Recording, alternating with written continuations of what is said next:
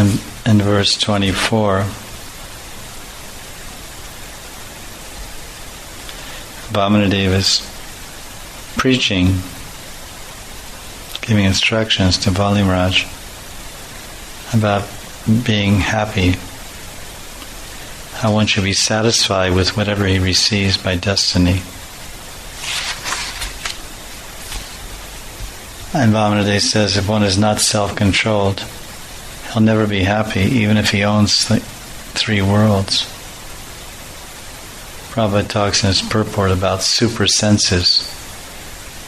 Very interesting idea. We have our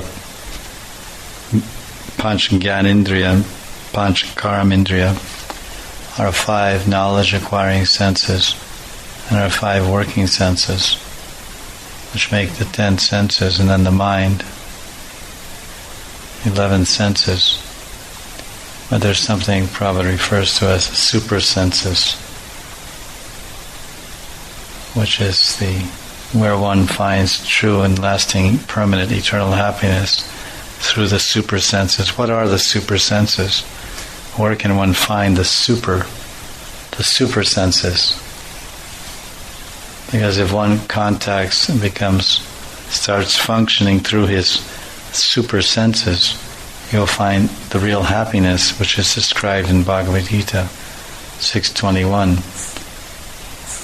Sukham atyantikam yat tad buddhi grayam atindriyam veti yatra nachayavayam stitash chalati tatvata. In the spiritually joyous state, one is situated in boundless transcendental happiness and enjoys himself through transcendental senses. Established thus, one never departs from the truth. Now this experience, transcendental joy, divine bliss, Prabhupada explains that this comes through the super senses. One has to perceive happiness by the super senses.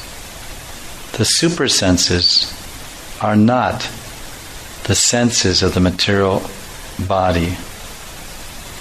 Every one of us is a spiritual being, an individual person. Our senses are covered by material elements.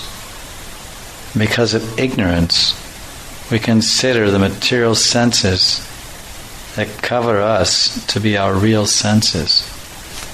The real senses, the super senses, are within the material covering.